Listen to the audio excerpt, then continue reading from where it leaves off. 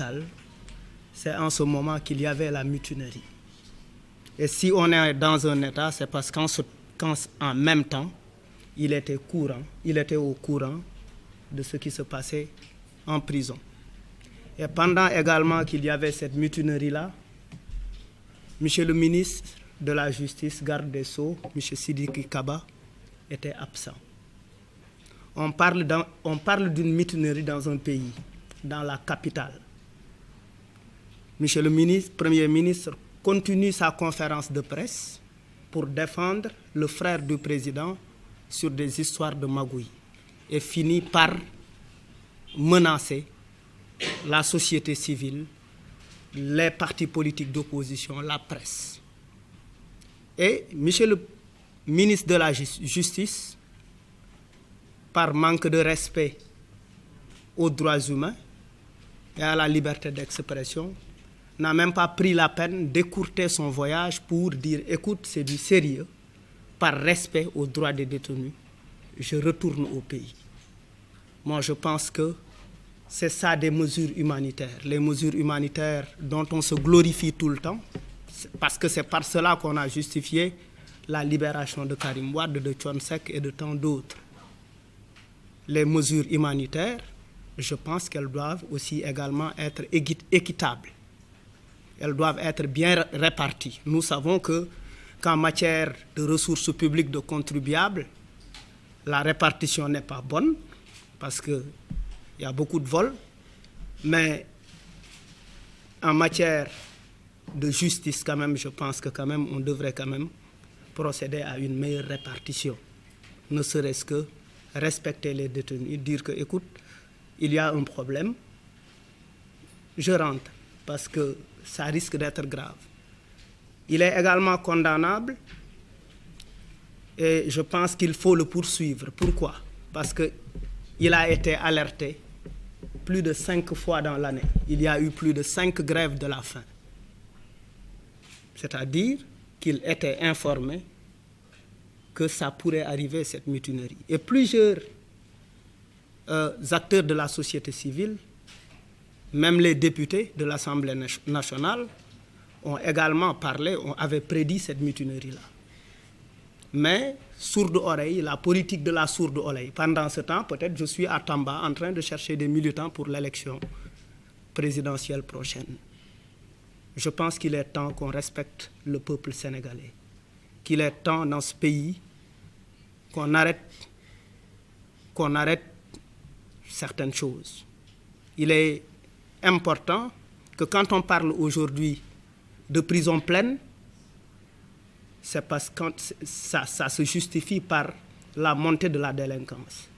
Quand la délinquance monte, c'est parce que les jeunes ne travaillent pas, parce que la moitié de la population carcérale est jeune. C'est parce que ces jeunes ne travaillent pas. Les jeunes ne sont pas également formés. Donc c'est l'échec total du ministère de la Jeunesse et de la Construction citoyenne. Il y a également un autre aspect.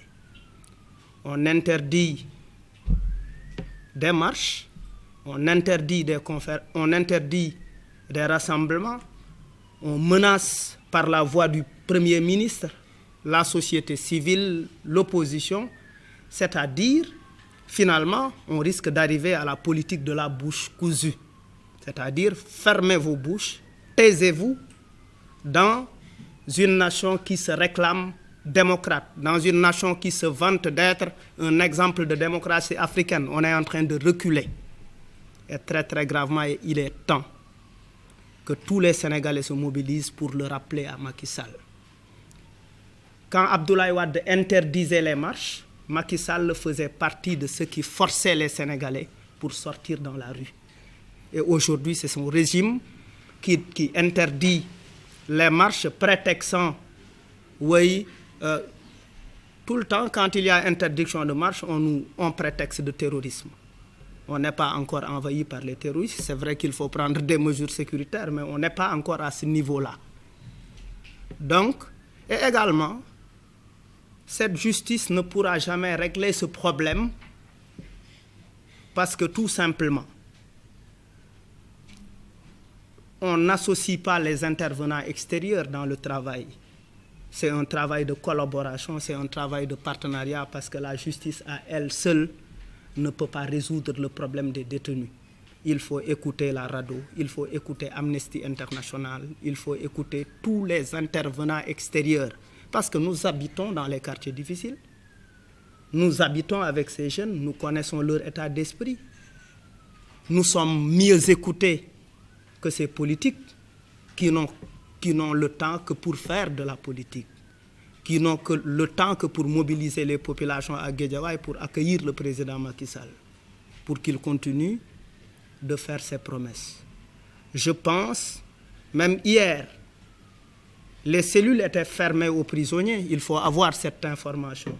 Au moment où M. Sidiki Kaba parle de désengorgement, de la situation est réglée, même les prisonniers nous ont félicités.